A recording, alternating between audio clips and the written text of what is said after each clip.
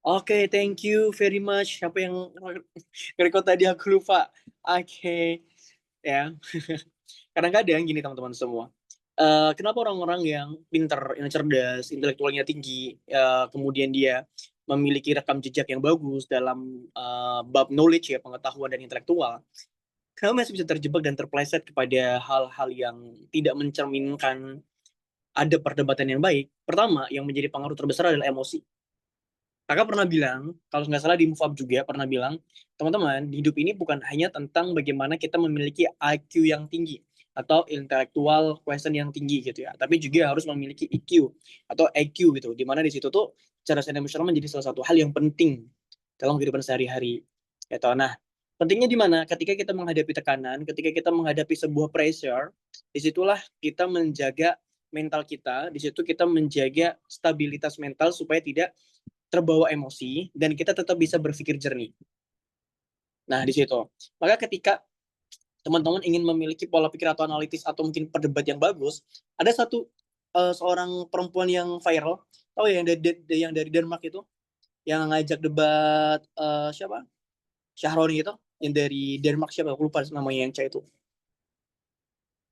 Si Salsa. Nah, teman-teman perhatikan, dia kan seorang juara debat Asia Pasifik dia itu. Cara dia berargumentasi itu keren sekali, tertata rapi, poinnya jelas gitu ya, dan tidak menyerang pribadinya Syahroni. Mungkin dia tuh kesel banget sama si anggota ini, cuman dia tidak menyerang pribadinya. Yang ditantang apa? Ada satu statement dari dewan itu yang mengatakan hanya orang-orang tolol yang menginginkan DPR itu bubar gitu ya, dan lain sebagainya. Nah, yang disampaikan di situ oleh si Salsa disampaikan yang fokusnya dia akan ke argumentasinya begitu. Yang misalnya argumentasi dia yang terbaru adalah berkaitan dengan dia membalas cuitan, bukan cuitan sih apa, story dari Syahroni yang mengatakan bahwasanya ketika ditantang debat dia merendah, "Oh, saya ini masih bego, saya ini segala macam." Nah, ini kan dia playing victim tuh di situ. Lalu diserang oleh Salsa statementnya itu. Dia mengatakan kayak, "Lah, kalau Anda bego, kalau Anda merasa bodoh, kenapa Anda malah menantang atau kenapa Anda masih apa ya, kenapa Anda masih mau untuk jadi dewan gitu? Kenapa Anda nggak mengundurkan diri dan lain-lain?" Nah, yang diserang apanya? Kembali lagi, yang diserang adalah statementnya atau argumentasi yang disampaikan oleh Syahroni. Dia tidak menyerang fisiknya, dia tidak menyerang pribadinya, dan aku belum menemukan dia tidak menyerang rekam jejak daripada Syahroni. Walau alam ya. Apa aku yang belum mengikuti, tapi yang jelas kakak coba melihat beberapa video, dia tidak ada menyerang secara individual, melainkan statement yang keluar dari mulutnya yang itulah ditantang atau menjadi bahan perdebatan oleh Salsa tadi begitu. Nah, itu bagus sekali cara dia membangun premisnya, cara dia membangun argumentasinya, dia bagus sekali. Jadi dia memahamkan dulu bagaimana tentang argumentasi dari pihak lawan, dipahamkan, dicermati, baru di counter. Dan counternya, penyerangannya itu tetap kepada statementnya, bukan kepada sosok atau orangnya. Gitu. Nah, begitulah perdebatan yang bagus. Dari situlah cara teman-teman berargumentasi. Ya, dan mungkin saya juga, walaupun saya dekat dengan Bang Azim, Pak dosen gitu ya. Saya ini Yuswan, ya saya sering kali membaca apa story-story beliau, dan ada beberapa hal yang mungkin aku nggak setuju gitu ya. Dan ini semua orang kan bebas, ada setuju dan tidak setuju seperti itu. Ini bukan gibah, tapi ada beberapa hal yang aku tidak setuju ketika mungkin dia menyerang ke personalnya dan lain-lain. Nah, sebenarnya teman-teman, menyerang personal itu tidak menjadi masalah. Dengar, menyerang personal itu tidak menjadi masalah ketika yang diserang itu memiliki apa kadar bahaya yang tinggi. Contoh, kita sedang bermasalah dengan satu orang. Orang ini berbahaya. Kenapa? Karena dia memiliki rekam jejak atau masih hingga saat ini dia orang yang sering membuli misalkan. Masih sering bully, masih sering ngatain orang, masih sering menghina orang lain. Nah, itu boleh dibuka agar orang lain itu waspada ketika ketemu orang ini. Contoh, wah orang ini mohon maaf cabul gitu ya. Orang ini cabul dan lain-lain. Nah, itu boleh dibuka. Kenapa tujuannya? Agar tidak banyak korban yang terkena orang ini. Nah, tapi kalau dalam perdebatan itu yang nggak diperkenankan. Oke, paham ya? Bedakan konteksnya ketika berdebat sama ketika kita sedang memberikan warning terhadap orang lain atau memberikan pengumuman terkait dengan bahayanya orang tersebut. Contoh, ketika nyerang pribadi itu ada anggota dewan atau anggota bupati atau DPR atau yang mengatakan dia kampanye bla bla bla. Sedangkan janji dia yang dulu itu belum ditepati. Nah, itu kan kita kembali menyerang personal, Mbak, nggak usah banyak janji deh, yang dulu aja belum ditepatin gitu ya. Nah, sebenarnya itu boleh konteks menyerang kepribadian di situ. Oke, jadi jangan salah sangka ketika teman-teman, "Kak, kan nggak boleh pribadi, tapi kenapa begini-begini?" Nggak semuanya. Nggak boleh menyerang pribadi ketika kita berdebat atau beradu argumen. Paham ya sampai sini? Bisa dipahami? Ah, begitu. Jadi teman-teman jangan salah, "Kak, kan nggak boleh nyerang pribadi deh." Nggak, dalam konteks tertentu itu boleh. Contoh, eee, kita lagi berkisruh dengan orang dan orang ini itu suka, apa istilahnya tuh, mohon maaf, jadi predator seks lah begitu. Nah itu boleh dikasih tahu ke orang, "Ini orang ini hati-hati ya, karena ini begini-begini, karena orang ini belum taubat dan seterusnya." Itu boleh. Akan tetapi kalau sedang berdebat, kita nggak boleh, kita harus fokus kepada argumentasinya. Dan inilah banyak orang yang salah di sini dan banyak orang yang keliru. Mereka ketika berdebat fokus kepada apa? Fokus kepada emosionalnya. Fokus kepada emosional, kemudian juga ada orang yang berdebat supaya kelihatan pinter, sehingga dia mengeluarkan kalimat-kalimat yang sebenarnya tidak relevan dengan topik perdebatan. Pernah nggak ngeliat orang kayak gitu? Dia berdebat, bla bla bla bla bla. Tapi yang dia bahas, bahasa-bahasa yang dia keluarkan, itu nggak relevan dengan topik yang dibahas. Cuman bahasanya biar keren aja. Biar bahasanya kelihatan, wah orang ini knowledge-nya bagus ya, pengetahuannya bagus ya, gitu. Tapi, tapi, topiknya nggak relevan. Nggak relevan maksudnya nggak sesuai dengan apa yang sedang dibahas. Begitu. Boleh boleh sambil minum boleh. Yang nggak boleh sambil tidur. Gitu ya. Nah, jadi gitu. Jadi kalau misalkan teman-teman setelah kelas ini coba banyak melihat orang berdebat gitu ya. Kemudian coba lihat pemerintah atau orang-orang yang intelektual. Tinggal teman-teman bisa nonton di YouTube apa kompetisi debat Asia Pasifik untuk kompetisi debat dunia. Tapi harus ngerti bahasa Inggris sih kalau teman-teman ke topik debat dunia gitu ya. Atau perdebatan antar mahasiswa di Indonesia. Nah, itu ada di YouTube. Teman-teman coba cermati deh bagaimana mereka berdebat. Begitu. Kalau moderatornya bagus, biasanya dia akan kayak, oh ini jangan masuk ke sini, ini udah keluar dari jalur itu. Oh nggak boleh begini karena ini nggak pembahasannya nggak ke sana. Itu fungsi daripada moderator ketika berdebat. Gitu. Oke, sekilas ya teman-teman berkaitan dengan logical fallacy berkaitan berkaitan dengan kasus-kasus yang kita temukan di sekitar kita. Dan selanjutnya, agar teman-teman malam hari ini pembahasan kita adalah tentang bagaimana supaya kita tidak mudah terjerumus atau tidak mudah terjebak ke dalam logical fallacy, dan malam hari ini mungkin kita akan lebih fokus kepada pembahasan ilmu mantik dan juga psikologinya. Gitu. Oke, disclaimer dulu, kakak lagi di luar, jadi kalau misalkan ada noise ya, mohon maaf lah ya. Ini di ruangan soalnya.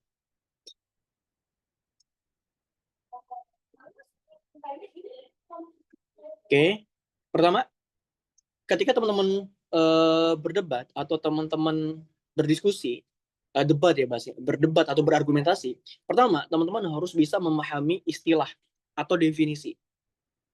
Nah, itulah kenapa di pertemuan pekan lalu kakak bilang, teman belajar untuk merumuskan definisi. Merumuskan definisi dalam ilmu mantik itu adalah mencakup semuanya dan mencegah definisi lain tuh masuk ke situ. Contoh sederhananya begini, ada istilah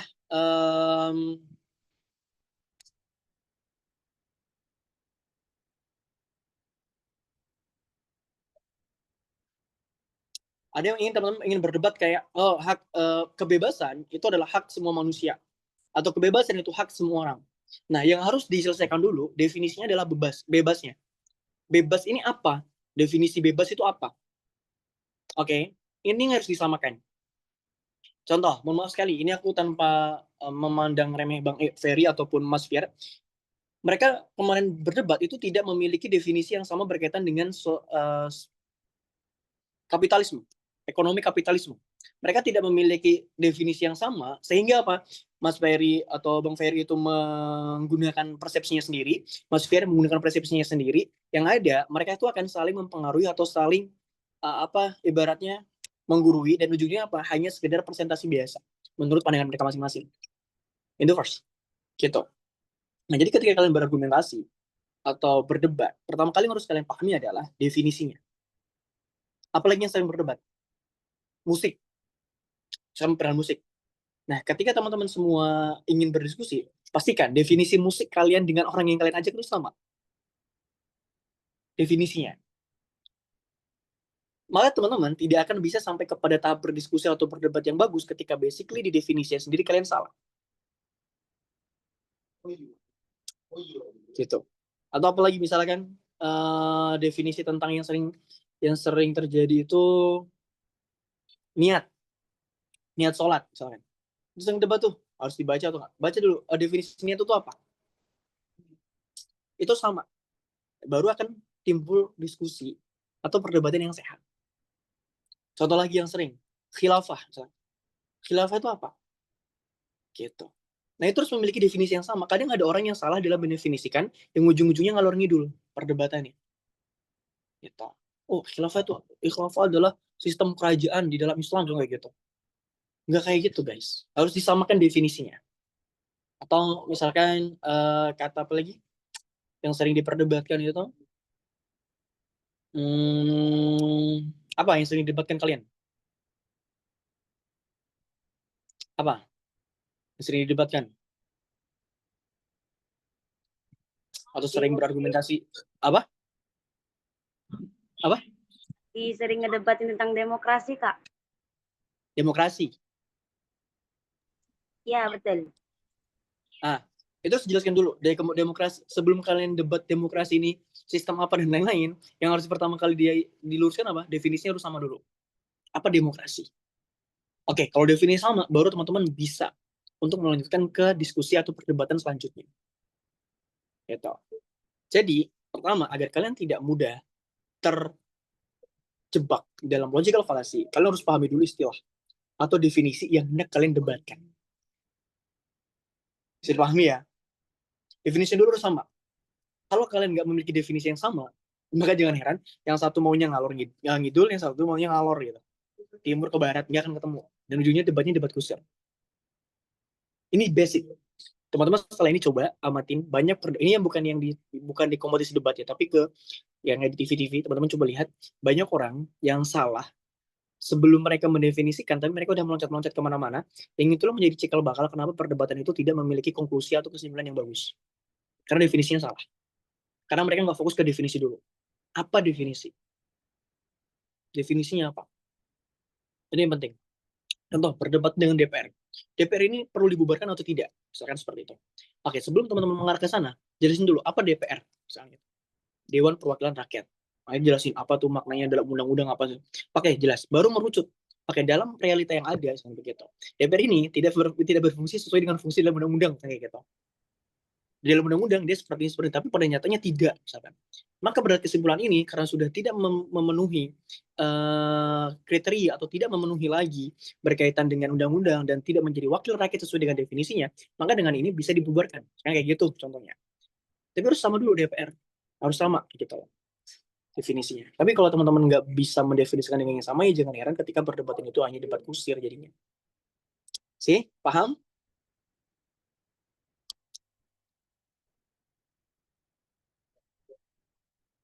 Oke. Bubarkan gue. Belum bahas kan lah. Ini contoh aja. Kamu ikut-ikutan ya, Bayu. Canda-canda. Oke. Yang kedua, coba cek langkah logikanya. Antara premis dan konklusi itu harus sama. Contoh, gini. Kalau dalam ilmu mantik tuh aku lupa istilahnya. Jadi gini. Contohnya, semua dokter itu pintar. Premisnya, semua dokter itu pintar. Premis mayornya, Budi itu pintar misalkan. Terus kesimpulannya, jadi Budi dokter. Nyambung nggak? Nggak nyambung ya? Nggak nyambung. Nggak nyambung. Aku ulangi, semua dokter pintar, Budi dokter. Kesimpulan, jadi Budi adalah dokter. Sorry, semua dokter pintar, Budi pintar. Kesimpulannya, jadi Budi dokter. Bener nggak? Salah. Enggak. Nggak Salah nyambung. kan? Nggak nyambung. Nah, ini dalam hal sederhana teman-teman bisa menganalisa. Tapi dalam hal yang rumit, ini yang sering... Tadi dikasih sekolahnya ini. Wait. Jumat barokah. Mau dipanasi. Enak. Taruh situ anak. Wait. Isukan dulu. Oke. Oke, siap Bu. Oke. Saya mana tadi aku? Oh iya, cek langkah logikanya. Cek langkah logikanya. Apakah sesuai atau tidak antara premis minor, premis mayor sampai kesimpulan itu sama atau tidak? Ngalir atau tidak? Beda lagi kalau misalnya gini. Em, Contoh lagi yang sederhana yang nyambung itu adalah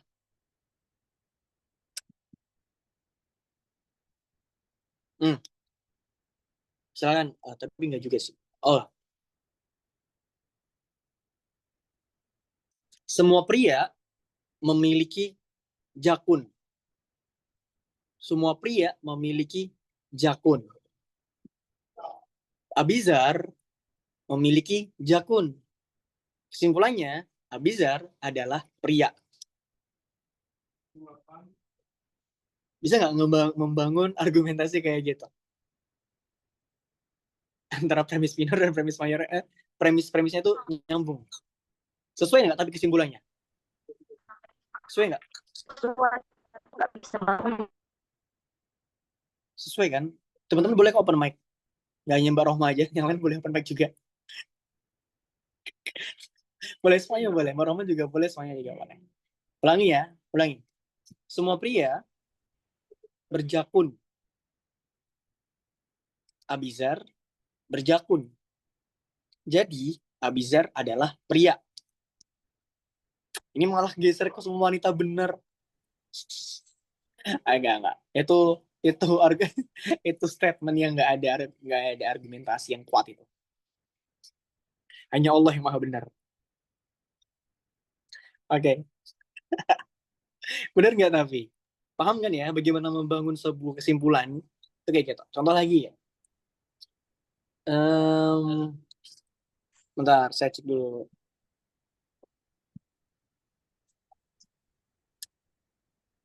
Aku harap semua di sini kayaknya, bukan harap sih. Kayaknya di sini yang ikut cewek semua ya. Yang ikut join Zoom hike saat ini adalah wanita. Mbak Arhoma ikut join Zoom hike saat ini. Kesimpulannya, Mbak Arhoma adalah wanita. Nyambung? Nyambung kan? Nyambung. Kayak gitu cara membangun sebuah argumentasi itu kayak gitu. Jadi nggak nyebrang sana nyebrang sini. Sebenarnya kayak gitu. Oke, kita coba ke level up lagi. Ambil contohnya. Sorry Mbak Aurora. Ini kita gitu loh. Oke, kita coba ke level up lagi. Definisi berkaitan dengan Islam. Islam adalah agama yang Islam adalah agama yang dibawa oleh Nabi Muhammad dan nabi-nabi sebelumnya. Ya, sebelumnya. Kemudian Nabi Muhammad, gimana ya? Nabi Muhammad, Islam adalah agama yang dibawa oleh Nabi Muhammad dan nabi-nabi sebelumnya. Oke. Nabi Muhammad adalah nabi. Enggak kayak gitu. Salah itu salah. Apa ya? Yang lebih sederhana aja lah. Kayaknya aku agak ngeblank juga. Sorry. Yang lebih sederhana lagi. Apa? Mau ada yang memberikan contoh tentang apa?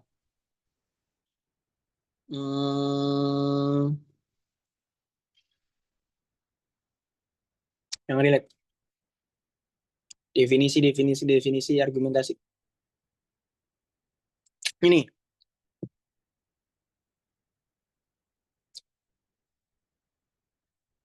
Apa ya? Aku malah ngeblank ini. Ada yang mau coba ada yang pengen contoh apa? Kasih ide. Izin Kak. Apa? Ini Kak. Izin memberikan apa? Hah? Jelas jangan bisik-bisik cuy. Apa? Mbak Denisa tuh Mbak Jihan tadi. Enggak, Ayo. Mbak Jihan Kak duluan tadi kayaknya. Oh, Mbak Jihan silakan. Oh, Mbak Jihan.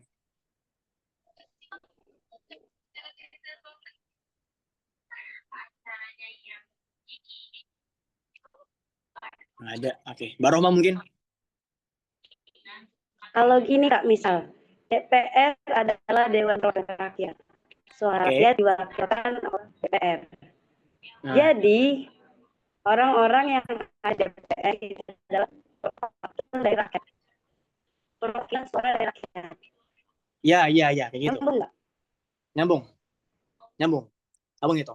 DPR adalah Dewan Perwakilan Rakyat. Terus suara rakyat, apa tadi? Yang kedua premisnya? Suara rakyat itu diwakilkan oleh orang yang memang dipilih rakyat, jadi DPR gitu. Oke. Kesimpulannya? Kesimpulannya adalah di wakil dari suara rakyat. ya, Kayak kayak gitu. gitu. Yap. Terus tadi di komen menarik ada yang bilang sesuai fakta sebenarnya. Yap. Sesuai fakta sebenarnya betul. Cuman kadang ada orang yang dalam membangun sebuah narasinya itu nggak tepat. Gitu. Nah, itu yang penting. Jadi membangun argumentasi itu harus kayak gitu. Antara premis 1, premis 2, sampai ke kesimpulan itu harus nyambung. Nah, ini harus teman-teman pahami. Nggak semua orang itu paham akan hal ini, dan itulah kenapa banyak orang di sosial media, terutama di TikTok ya, yang aku sering temui, mereka asal ngomong, ya, debatnya nggak sesuai alur. Begitu. Sebenarnya kalau teman-teman, itu tonton aja deh di YouTube, perdebatan, lomba debat atau kompetisi debat mahasiswa Indonesia atau kompetisi debat Asia Pasifik itu. You can see bagaimana orang-orang itu berdebat dengan bagus banget. Gitu. Mereka nggak akan nyerang yang lainnya, yang mereka bahas adalah topiknya. Gitu. Oke, itu yang kedua. Jadi cek langkah logikanya, harus nyambung. Nah, yang ketiga, jangan buru-buru memberi kesimpulan. Kita sudah bahas kemarin, otak itu akan cenderung memilih jalan singkat, jalan pintas. Ya kan? Otak akan cenderung lebih memilih sistem 1 daripada sistem 2. Kenapa? Karena nggak perlu effort yang kuat, nggak perlu effort yang tinggi. Kan gitu. Pengennya gampang, cepat selesai. Padahal tidak semua yang menjadi sistem 1, yang dari sistem 1 itu bisa dibenarkan. Ya kan? Nah, maka teman-teman harus hati-hati. Jangan kayak tadi ada yang ngambil kesimpulan begini. Nah, teman-teman harus analisa premis 1 dan premis 2-nya itu benar atau tidak, nyambung atau tidak. Nah, balik lagi, yang bekerja di sini apa? Kecerdasan emosional. Kecerdasan emosional. That is point. Ini yang penting sekali. Kadang karena kita sudah terpancing dengan mimik wajah orang itu yang menyebalkan, mungkin cara ngomongnya yang menye-menye menjijikkan, mungkin yang berujung kepada apa? Ada timbul ketidaksukaan kita terhadap pribadinya. Ya, yang disitulah jadi trigger emosional kita meningkat. Nah, kalau emosional udah bermain, diri kita dikendalikan oleh emosional, kita udah bahas kalau sistem limbik emosional ini udah bekerja, maka PFC yang di depan ini akan down, akan turun. Maka yang bekerja apa? Emosional. Keputusan-keputusan diambil secara emosional.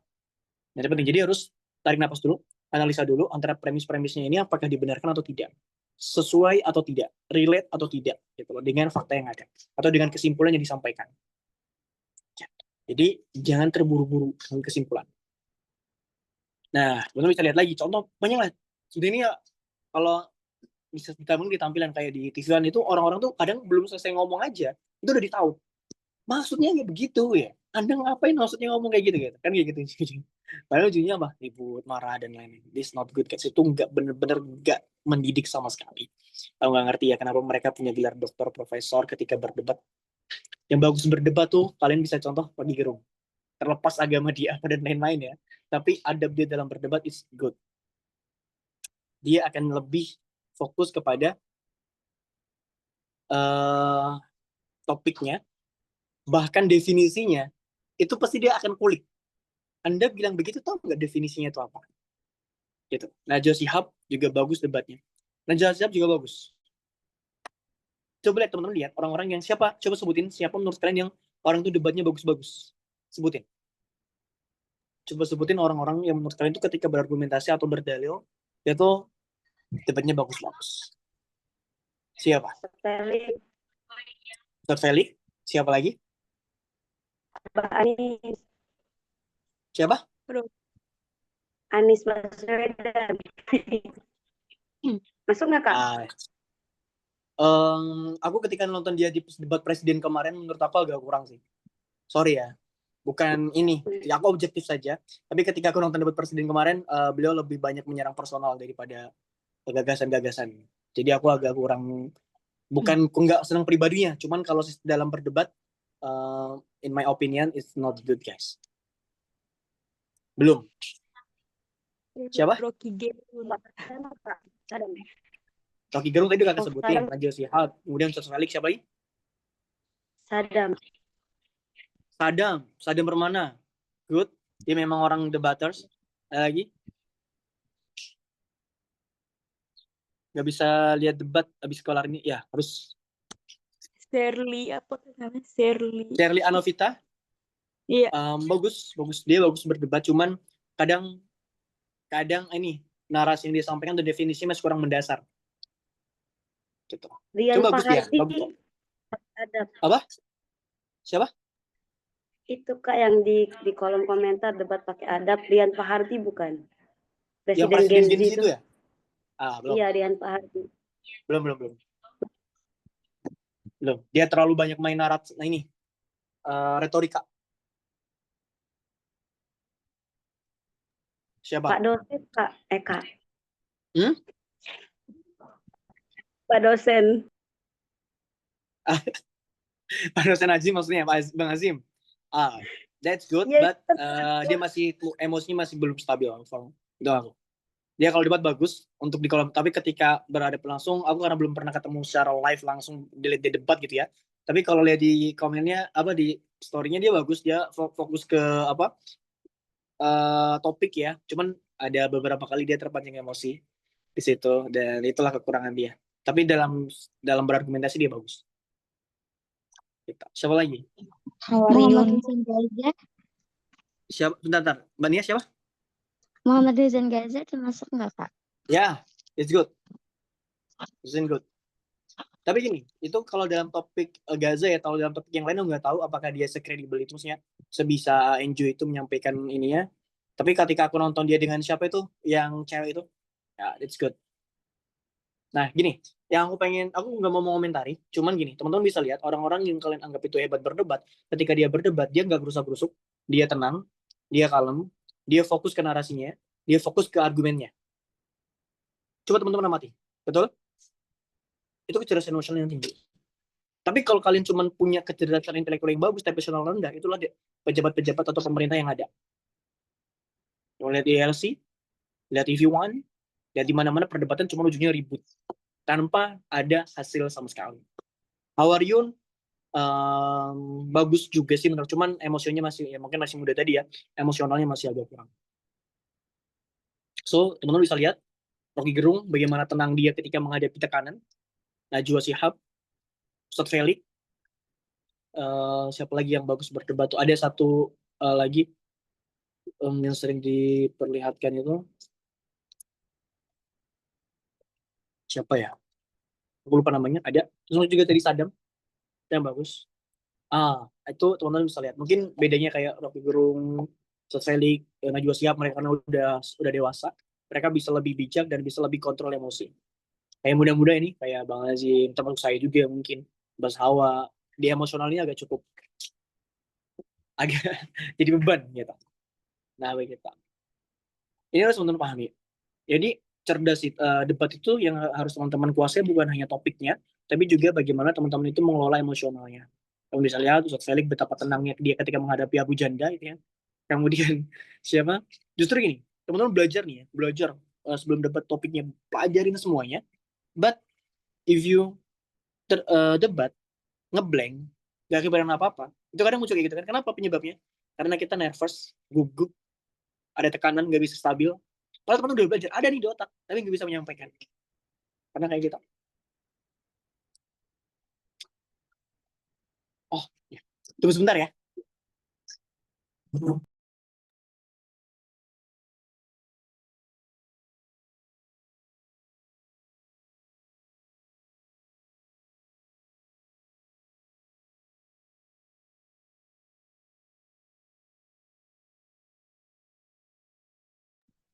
Ingat direkam.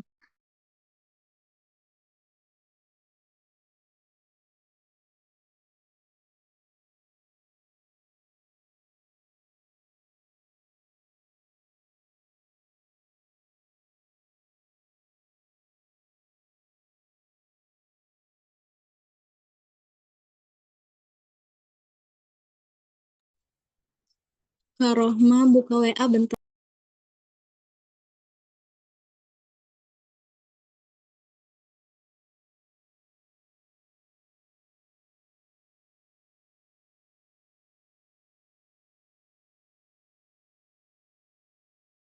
Ari udah bisa on cam belum?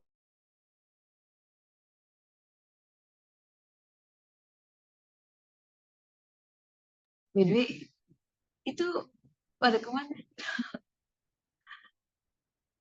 Oke,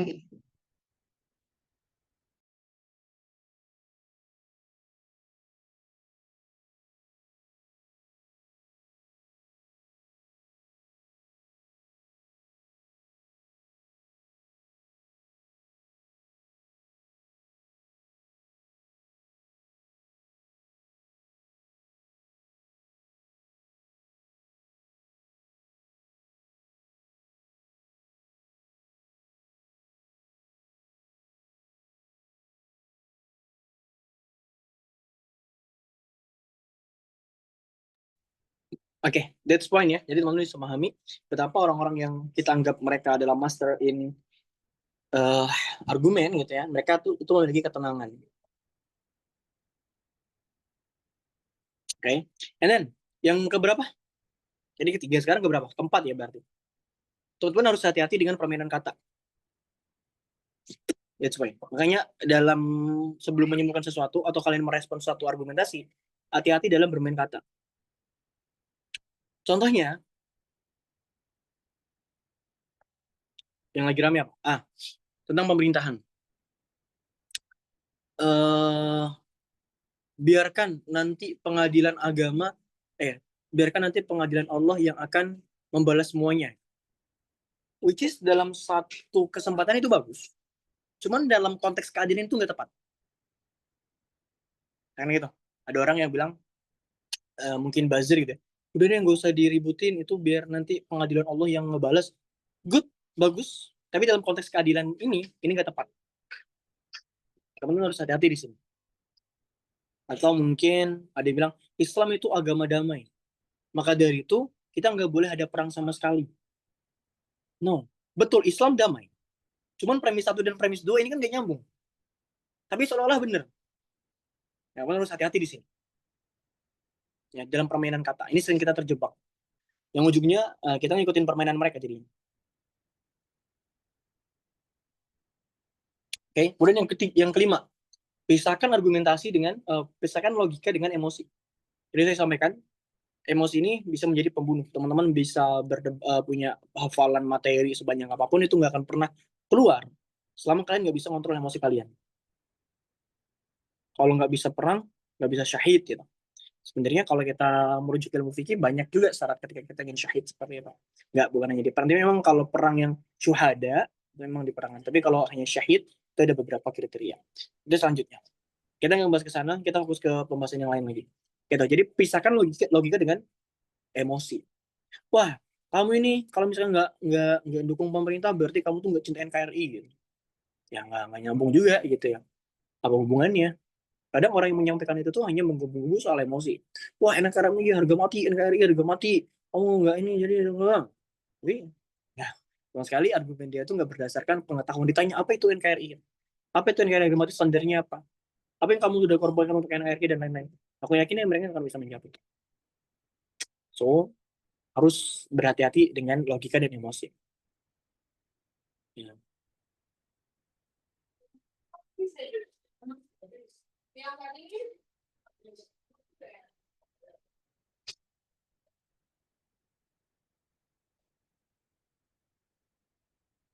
Kemudian yang terakhir mungkin berdiskusi dengan adab atau berdebat dengan adab, atau mungkin tadi disampaikan juga di kolom komen tadi, debat dengan adab itu bagaimana standarnya. Nah, debat dengan adab itu seperti kita nggak motong pembicaraan orang, nggak nyerang pribadi, nggak pakai kata-kata yang menjebak, diskusinya juga sehat, kemudian tidak terjebak dalam debat kusir. Gitu. Sudah tadi sama saya. Gitu.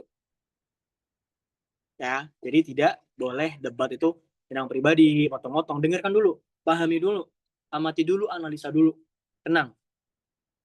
Makanya gini, ini jadi contoh bukan sebagai ujub ya, tapi contoh aja.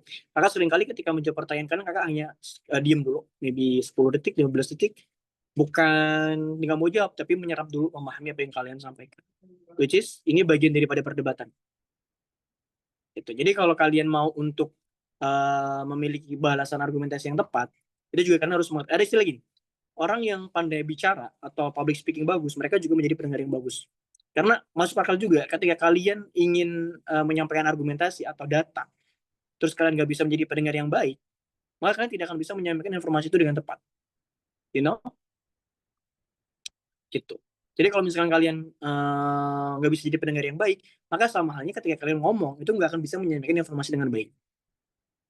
Maka first step ketika kalian ingin pandai berbicara atau pengen argumentasi yang bagus atau pengen jadi public speaker yang bagus, langkah utamanya kalian harus jadi pendengar yang bagus dulu, yang baik dulu. Baru kalian bisa untuk jadi orang yang mengerti dalam menyampaikan. Jadi bukan hanya sekedar menyampaikan, tapi paham betul dengan apa yang disampaikan. Atau paham betul dengan apa yang kalian bantah. So, Kak habis ini harus banyak nonton debat ya.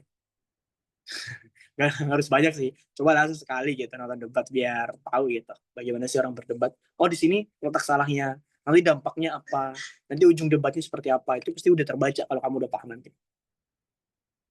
Oke, so sampai sini ada yang mau ditanyakan? Saya Kak. Saya Kak. Siapa ini ya? Siapa ini? Saya Kak. Oh, Kak Irma, let's go. Ya Kak. Ya, setelah Kakak menjelaskan tadi, ada beberapa poin dalam perdebatan yang saya mau tanyakan itu Kak, pisahkan logika dan emosi. Bagaimana cara kita memisahkan logika dan emosi? Saya juga pernah beberapa kali nonton debat di CNN TV. Itu kita tahu sendiri bahwa yang berdebat itu orang-orang yang berpendidikan. I Tapi see. lama-kelamaan yang saya nonton itu kan, kita sudah tahu kita harus pakai logika dalam menyampaikan aspirasi kita, pendapat kita.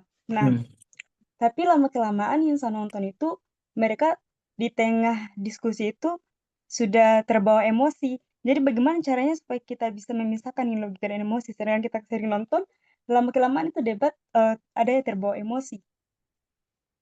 Oke, itu aja pertanyaannya. Iya, Kak. Baik, kakak akan mulai dari basic. Teman-teman, belajar mengontrol emosi itu bukan hanya saat debat. Bukan ketika kamu debat, baru kamu bermeditasi. Bukan ketika kamu ingin berdebat, kamu baru belajar mengontrol emosi. No. Mengontrol emosi itu harus kalian lakukan sebelum, atau bahkan harus dilakukan setiap hari. Bahkan dalam hal-hal kecil. Misal, ada kita nunggu teman yang telat gitu. Kita sabar gimana biar nggak emosi gitu ya. Kemudian kita menghadapi tekanan, gimana caranya biar kita nggak emosi, kita sabar gitu. Jadi latihan emosional itu bukan hanya pada saat kita itu hendak berdebat, tapi kita belajar kontrol emosi itu setiap hari. Jadi orang yang bisa tenang di debat, ya, Ustaz Felix, Rocky Gerung, jadi kenapa bisa tenang? Mereka belajar untuk mengontrol emosi itu setiap hari. Bagaimana mereka mengedepankan intelektual mereka, pengetahuan mereka, baru ke hal yang lain. Jadi pertama, latihan emosional itu harus kamu mulai sejak sekarang, nggak harus nunggu debat. Baca buku pelan-pelan, ada namanya mindfulness reading. Jadi ngebaca itu dimaknain benar setiap kata, setiap paragraf itu dipahami benar maksudnya. Jadi nggak butuh cepatnya, tapi kesadaran atau kehadiran kita dalam saat baca itu bagus untuk melatih emosi. Gitu. Kemudian belajar menghadapi tekanan untuk lebih tenang, tarik nafas, buskan dan lain-lain. Nggak pernah nih, ini diem-diem aja ya, rahasia PT. Jadi nggak pernah. Jadi di tempat kerja itu ada satu akhwat gitu ya, yang dimana nggak tahu dia tuh mungkin agak obses lah ke diri saya, bukan sombong ya, sorry. Jadi di situ pada saat itu jadi bukan staff sih, atas-atasnya kakak-kakak lah, ini kakak abang-abangan aku semua. Nah, Bay, ada ini dan satu ruangan itu ada 20 orang menyorakin nama dia dan nama aku gitu. Nah, Bay, dia tuh mau sama kamu bla bla bla kayak gitu. Which is dia bilang, ada yang bilang, ya Bay tenang Bay, jangan salting, jangan grogi. Come on. Aku santai, aku tenang, nggak ngapa-ngapain, dan kalian mau bilang apa juga santai. Aku tetap bisa menanggapi kan. Dan dia what udah merah semua, udah segala macam, dia udah mau pingsan kayaknya di situ. Tapi belajar dari situ. Aku kan belajar ya, oke. Aku kamu tenang aja, tenang, aku nggak ngapa-ngapain, santai, relax. Aku bilang gitu, santai. Nah di situ belajar kontrol emosi juga di sana. Ada kalau nggak bisa kontrol emosi, di cie di kita juga salting, udah guling-guling gitu ya.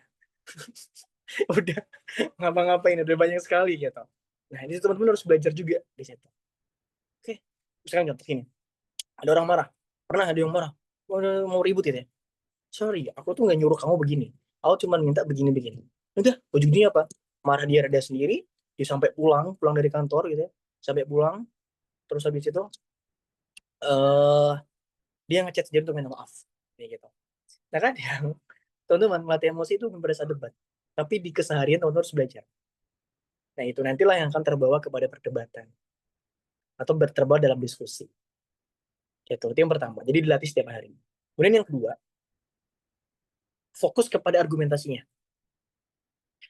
Kalau argumentasi yang disampaikan bisa sesuai atau orang itu menyerang pribadi kita, keep calm. Kembalikan lagi. Kan pembahasan kita tadi saya get out. Udah dapat nih perihal DPR, perihal fungsi DPR dan lain-lain gitu. Terus teman-teman mendengar satu celutukan argumentasi dari lawan yang kayak kamu tuh udah paling baik aja dan lain-lain sampai mengkritik DPR gitu. Kamu tinggal kembalikan, sorry, yang kita bahas tuh ini loh, bukan pribadi aku. Kembalikan lagi ke topik awal. Fokusnya ke sana. Gitu. Nah, pada intinya dua hal itu. Pertama, dilatih setiap hari emosinya. Yang kedua, maksudnya ngelatih emosi itu kita belajar untuk sabar, baca mindfulness reading gitu ya, dan lain-lain. Kemudian yang kedua adalah berkaitan dengan fokus ke topik, bukan fokus kepada pribadinya. Gitu Kak Irma. Any question again? Ada lagi? Saya Kak mau nanya. Enggak, sorry guys. Wait. Satu-satu. Raise hand dulu. Tadi Kak Irma belum selesai. Belum menjawab. Udah terjawab atau belum? Udah Kak, aman Kak. Udah paham. Aman? Aman. Oke. Thank you. Makasih. Next. Yuk, Kak Jihan. Assalamualaikum Kak. Waalaikumsalam warahmatullahi Mau wabarakatuh. tanya, kalau misalnya debat itu kalau misalnya gimana ya? Jadi orang gimana sih nyebutnya ya? Misalnya kayak gini, kayak dia tuh tahu realitanya gimana gitu ya Kak. Aslinya misalnya soal pemerintahan lah gitu. Kalau misal polisi itu sebenarnya harus begini gitu. Tapi dia mencampurkan dengan opininya gitu. Itu boleh nggak sih Kak kalau kayak gitu dalam Opininya debat? kayak gimana maksudnya? Contoh. Contohnya, saya pernah ngomong seperti ini, apa ya?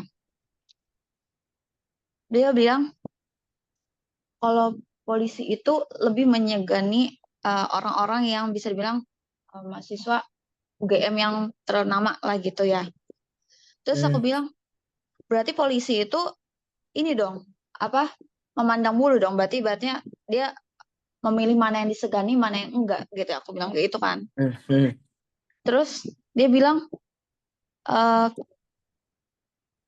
pas aku coba iniin gitu, dia bilang enggak Kak, ini berdasarkan apa? Gimana ya jelasin, dia bilang katanya. Jadi ya ada, jadi tuh lebih ke arah, jadi kayak soalnya itu perkataanku bener toh, nggak itu belum tentu sekilas tahu gitu aja, nggak tahu amat gitu. Jadi antara realita atau opini nih, kataku bilang gitu kan. Jadi berdasarkan opini atau realita nih gitu. Dia malah bingung jawabnya gitu kan. Soalnya kan berarti itu nggak bisa dijadikan sebuah argumentasi yang valid. Nggak bisa. Berarti kuncinya harus argumentasi yang valid, yang real, nyatanya dia tahu gitu ya. Apalagi dia bilang, ini hanya berdasarkan perasaan aku, atau nggak bisa. Kalau dia mengklaim kayak gitu, apa buktinya? Klaim itu harus didukung dengan data. Data ini yang disebut argumentasi. Contoh, musik haram. Contoh gitu, ada berstatement atau memiliki anggapan pendapat musik haram. Musik haram itu adalah sebuah klaim. Nah, klaim ini harus ada argumentasinya yang mendukung klaim tadi. Nah, dalilnya apa? Oke, dalilnya ada. Kita bahas status dalilnya apa. Sahih, hasan, dhaif, atau maudhu, misalkan begitu. Contoh gitu. Atau misalkan menutup aurat itu wajib. Ini klaim. Klaim ini harus didukung dengan data, dengan argumen atau dalil kalau dalam bahasa agamanya. Harus ada dalil. Apa dalilnya? Nah, ketika ada dalilnya, kita cek dalil ini benar atau tidak. Gimana ngeceknya? Kalau dia perkataan orang, kita cross check orangnya. Kalau dia berdasarkan data, kita cek datanya. Itu kajian. Jadi klaim itu harus didukung dengan argumentasi atau dalil. Meskipun dia sebagian dari seorang pertahanan negara juga, misalnya bagian TNI atau Mabes atau BRIMOB atau apa gitu, Kak. Nah, ini kemarin kita bahas di 10 logical fallacy yang kita bahas kemarin, itu ada namanya, kalau aku ingatnya tuh dalam buku logical fallacy itu appeal to authority. Contoh, ketika kalau kemana aku lupa menyebutnya apa, kalau aku sampaikan ke kalian karena udah aku transit ke bahasa umum. Contohnya adalah dokter. Dokter mengatakan merokok itu boleh, misalkan. Apakah merokok itu boleh? Merokok itu sehat, misalkan. Apakah karena itu dokter yang menyampaikan lantas kita bisa membenarkan pendapat itu? Atau juga tidak? Apa dasar dokter itu menyampaikan bahwasanya merokok itu sehat? Itu yang pertama. Kemudian yang kedua, contoh lagi. MUI pernah memberikan sebuah fatwa bahwasanya golput itu hukumnya haram. Ada yang berfatwa seperti itu kan? Berfatwa pernah. Nah, ini MUI loh. Tapi apakah ya di samping MUI ini benar? Belum tentu. Harus dalilnya apa? Menyampaikan bahwasanya golput itu haram. Ketika dibedah sama Basul Masail ya, oleh salah satu teman aku juga, Amarofa, ternyata hukumnya golput nggak haram. Karena apa? Karena memilih pemimpin atau memilih itu hukumnya fardu kifayah. Jadi kalau udah dia memimpin, udah dia milih, itu yang lain nggak milih nggak apa-apa. Gitu. Nah, tapi kalau berarti kalau fardu kifayah yang nggak milih, selama udah dia milih itu nggak haram. Jadi golput itu nggak mutlak haram. Nah, apakah karena golput itu dikatakan haram oleh MUI lalu statement itu atau klaim itu benar? Belum tentu. Balik lagi, apa dasar daripada MUI itu menyampaikan itu? Sama kayak teman kamu, saya bagian daripada ini, saya mengatakan, oke, dasarnya apa?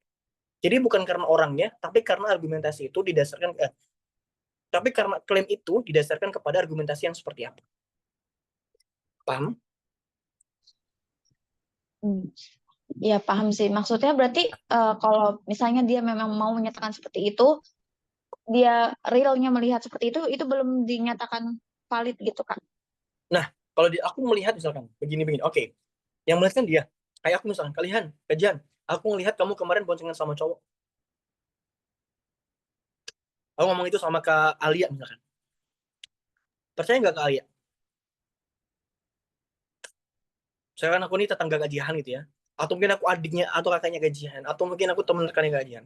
Aku bilang sama Alia, aku kemarin lihat gajian ini, boncengan sama cowok. Kan gitu. Alia, pasti kan, iya apa? Mana buktinya? Nggak ada buktinya, nggak percaya. Pasti kayak gitu. Harus ada bukti, entah berupa foto, entah berupa video. Harus ada data, balik lagi. Jadi harus berdasarkan itu. Jadi orang itu, itulah kenapa teman-teman supaya nggak mudah termakan hoax, itu harus ada data. Kenapa orang itu mudah termakan hoax? Contoh ibu-ibu, wah share ini ke sini. Kalau nggak di-share untuk 10 orang, nanti anaknya akan celaka bla bla bla gitu kan. Banyak tuh di grup itu. Ibu percaya, karena nggak jelas ini sumbernya dari mana. Gitu. Wah ini yang nge-share itu Ustadz loh. Apakah ini udah tentu benar? Ya belum tentu. Balik lagi. Kalau dia mengatakan melihat dengan apa buktinya? Coba lihat. Apa bukti yang valid. Semua orang bisa memberikan klaim. Ingat, semua orang bisa memberikan klaim. Tapi tidak semua orang itu bisa memberikan argumentasi atau dalil dari klaim yang dia sampaikan. Maka yang harus dicek adalah argumentasinya, dalilnya. Bukan hanya klaimnya saja.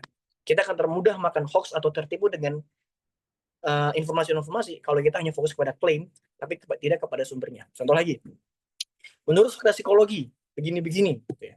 Tapi ini klaim, apa dalilnya? Apa argumentasinya? Apa dasarnya? Bisa dipahami? Iya, Kak, bisa. Ini contohnya, yang waktu pas itu kan kita pernah lihat ya, yang kalau nggak salah yang ada demo, terus ada mahasiswa yang ikut debat juga di dalam gedungnya. Ya kan pernah kan ya. Nah, itu maksud dia tuh di bagian itu kan itu kita udah ngelihat jelas tuh. Nah, dibilang dia kan karena mahasiswa UGM ya beratnya. Jadi kayak aparat tuh lebih menyegani gitu dibanding mungkin mahasiswa yang bukan lulusan dari kampus ternama gitu. Oke. Ada menurutku perlu diluruskan di sini. Mungkin bukan karena UGM-nya, tapi yang menjadi fokusnya adalah kapasitas orang yang ada di UGM. Jadi gini, bukan karena UGM, mungkin di kampus lain, ketika kampus lain itu memiliki kapasitas yang bagus, yang sama orang yang berasal dari UGM, aku rasa polisi juga akan segan. Jadi poin utamanya sebenarnya bukan pada UGM-nya, menurut aku ya, tapi kepada orang yang sedang dihadapi. Even orang itu di kampus mana, kalau dia memang punya kapasitas dan kapabilitas, itu mungkin ya. Ya itu sih kalau menurut aku. Jadi tetap belum bisa dijadikan data, apalagi hanya dalam satu topik gitu saja, satu bingkai. Harus tetap dicari tahu. Gitu kajian. Supaya kita nggak mudah termakan hoax atau mudah termakan narasi yang belum tentu kebenarannya. Oke, Kak. Berarti apa yang kita lihat belum tentu benernya aslinya kalau kita belum menelusurinya gitu ya. Bukan apa yang kita lihat, apa yang kita dengar mungkin. Ya, oke, Kak. Paham. Oke. Next, any question? Ada lagi? Seru ya kita belajar kayak ini. Otak kalian pasti bercabang-cabang. Aku dulu waktu belajar ini bercabang-cabang saya gini teman-teman. Oh udah bisa membedakan nih, oh mana yang argumentasi yang tepat, mana yang enggak. Nanti teman-teman akan bisa memfilter sendiri. Menurut saya cobain deh. Awalnya kayak bingung, tapi ketika dipelajarin lagi, diulang lagi, tahu kok mana yang tepat, mana yang enggak, mana yang sesuai atau yang tidak. Gitu. Awalnya kita akan hanya bisa sampai pada mengamati, tapi lambat laun nanti teman-teman akan menjadi orang yang bisa ini apa mempraktekkan langsung insya Allah. Gitu. Ada satu lagi yang sering teman-teman lihat, apa ya, kesalahan berpikir yang sering dilihat adalah ketika ada orang yang nasihati orang bercadar dan joget-joget, kok cadar joget-joget begini-begini, kayak kakak atau bang Azim gitu ya.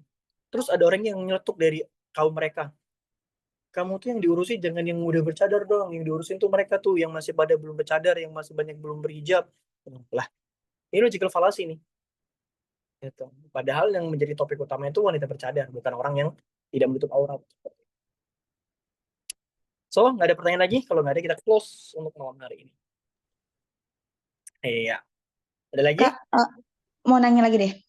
Oke. Saya pernah ngeliat satu debat yang dimana sebenarnya itu kan kata kakak tadi bilang katanya kita nggak boleh memotong pembicaraan, gitu kan sesuatu etikanya.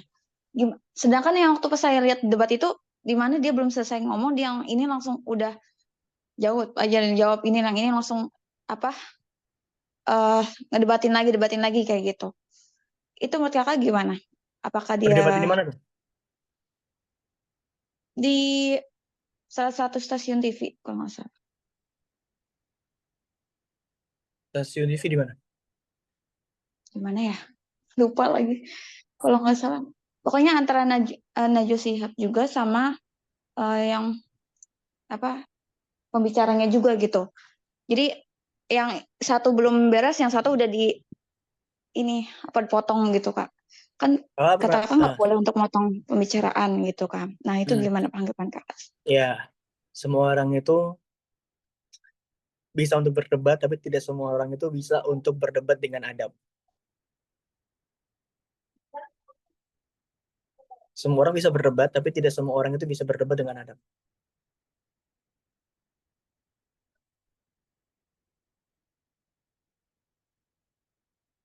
Jadi pahami? Kajian? Ya Kak, ya Kak bisa.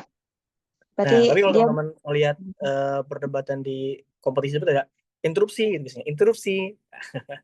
Nah itu tujuan interupsi itu teman-teman bisa pelajari biasanya hanya untuk karena nih lagi jelasin sebuah gagasan, bla bla bla bla, terus tiba-tiba yang interupsi. Tidak, terima kasih ya. Kayak kalau melihat videonya Sadam, tidak. Mereka ada yang interupsi itu dibikin bukan untuk menyanggah gagasan, tapi hanya untuk mengganggu konsentrasi dari orang yang menyampaikan gagasan. kayak kakak nih menyampaikan gagasan terus tiba-tiba ada interupsi, kan secara tidak langsung kan terdistraksi kan seperti itu. Nah itu kalau dalam perdebatan tuh ilmunya kayak gitu, interupsi, dia tidak akan menyorot langsung, tapi akan interupsi dulu sebelum mereka membantah. Interupsi, tidak terima kasih, tidak terima kasih. Nah, itu dalam perdebatan. Nah, tujuan itu dibolehkan hanya untuk pertama interupsi benar, yang kedua untuk mengganggu konsentrasi dari orang yang menyampaikan gagasan. Jadi kalau teman-teman melihat orang-orang yang berdebat di situ, itu tidak akan itu teman-teman akan temui hal kayak gitu. Interupsi, dia nggak akan gemotong langsung, itu kayak interupsi doang, interupsi perdebatan. Nah, Ya, tujuannya ya kalau memang untuk soal interupsi. interupsi Apa? sih Kak, saya pernah kan di organisasi IMM ya, dimana di saat lagi menyampaikan apa ya peraturan ADRT lah pokoknya gitu lah terkait IMM gitu. Nah terus tiba-tiba orang instruksi kayak gitu kan. Nah terus habis itu instruksi diterima atau ditolak. Kadang kita kan lagi ini instruksi diterima gitu kan. Oke.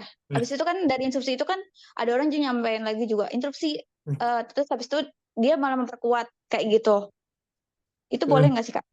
Kan Ya berarti boleh. kayak diperkuat kayak gitu. Terus yang ini, oh ini enggak, ini nyangkal gitu. Instruksi point of Boleh. justification kayak gitu atau qualification kayak gitu. Iya boleh, karena tadi saya bilang ya, itu dalam forum perdebatan pertama. Yang kedua interupsi itu boleh, dia kan menyampaikan gagasannya bukan langsung motong, tapi interupsi dulu, boleh atau tidak, kan kayak gitu. Kalau yang menyampaikan gagasan tidak terima kasih, tidak menerima dan lain, ya itu nggak akan dilanjutin orang itu. Tapi akan nanti akan ada interupsi lagi. Tujuannya itu memang salah satunya ya, itu untuk ganggu orang yang menyampaikan gagasan. Kalau teman-teman nih, misalkan Mbak Ani lagi menyampaikan gagasan, gue usah gagasan deh, lagi presentasi aja, ada yang bilang interupsi atau orang, pasti kan kita terdistraksi begitu. Nah itu untuk tes mental juga. Itu kenapa aku tuh respect banget sama anak-anak yang debaters gitu. Terutama yang udah go nasional, internasional, aku sangat respect banget.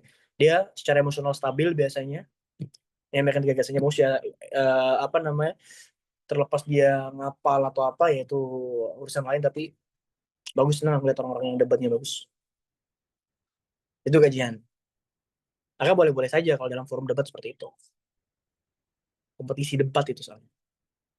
Iya Kak, seru sih jadinya. Jadi kayak rame gitu. Kan waktu itu saya ketika jadi presidium tuh jadi kayak instruksi ditolak gitu. Soalnya kan kalau dia instruksi kebanyakan kan jadi kayak ngabisin waktu. Instruksi mulu. Udah langsung ditolak aja langsung pas dua orang udah memperkuat gitu ibaratnya. Bagus kok.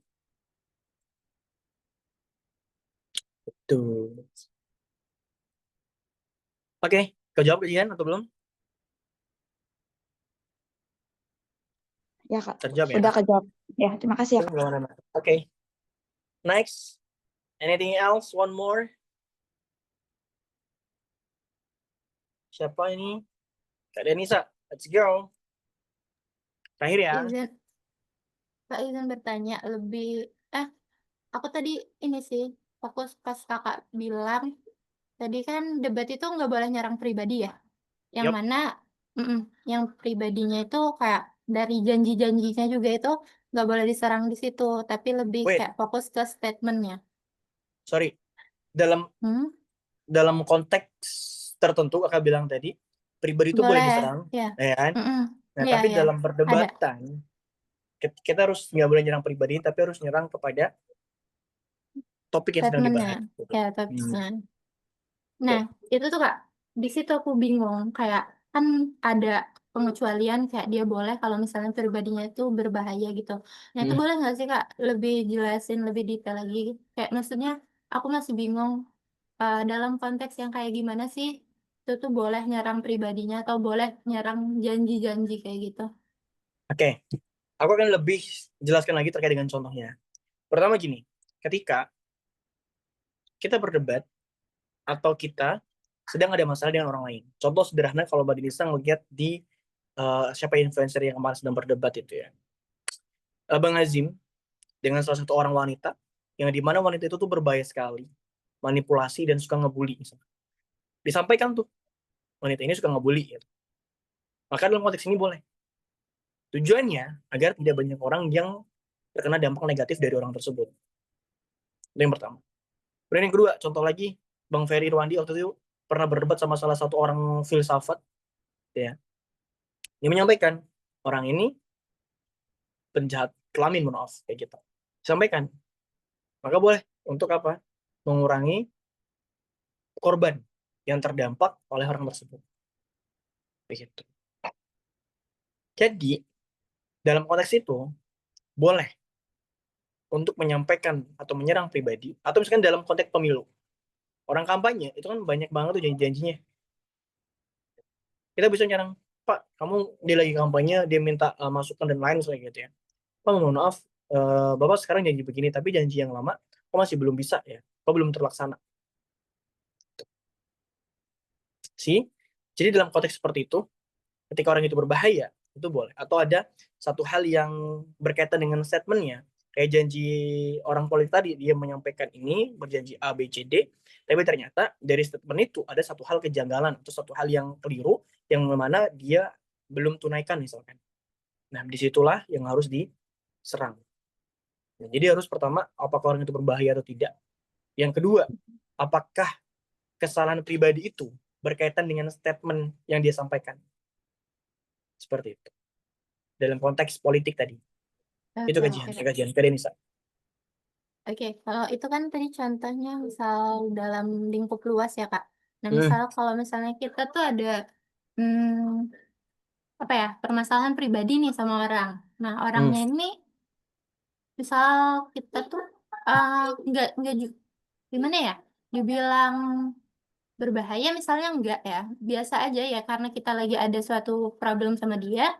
Tapi ada suatu janji-janji gitu, Kak. Apakah kita lebih fokusnya itu ya ke tentang permasalahan itu aja? Apakah perlu kita, apa ya, sebutkan kembali janji-janji dia yang sebelumnya? Karena itu berkaitan dengan si permasalahan ini. Menurut Kakak, kalau Oke, Kakak di posisi kayak gitu, Kakak akan merewind kembali, Kak? Apa sih janji-janjinya itu? Apakah nggak usah? baik. Kok ingat ya, kalau misalkan janji itu berkaitan dengan statement yang disampaikan saat ini, maka itu boleh kamu rewind. Kayak, kamu sekarang janji kayak Oke, gini, oke. atau kamu statement segini, sedangkan kamu dulu pernah berjanji seperti ini. Artinya kamu tidak memiliki Iya, konsistensi berkaitan dengan apa yang kamu sampaikan. iya, Which is dalam hal ini, nggak selaras. iya nggak selaras kan kayak tadi antara premis satu nggak selaras. Jadi kamu nggak konsisten. Nah di sini harus dijelaskan lagi. Jadi maksudnya seperti apa yang kamu mau dan lain-lain. Nah, dalam hal ini bisa dengerin ya selama memang ada kaitannya. Tapi kalau nggak ada kaitannya lebih baik tidak usah karena akan timbul satu hal yang negatif saja nantinya. Itu Oke, Kak jadi, Demis. kalau misalnya pun kita nggak tahu orang ini, misalnya kayak kita nggak tahu lah cenderung dia nih baik atau buruk, tapi kalau ada korelasinya di situ, tetap nggak apa-apa ya untuk disampaikan janji-janjinya tadi. Kalau masih ada korelasinya ya Kak. Mm-mm. Oke, makasih Kak. Gitu. Bentar ya.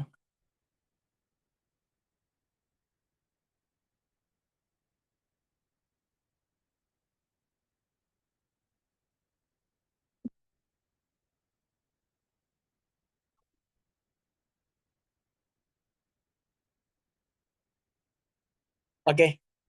Baik teman-teman, kalau misalkan tidak ada lagi yang mau ditanyakan ya, memang udah habis tadi kakak bilang last question.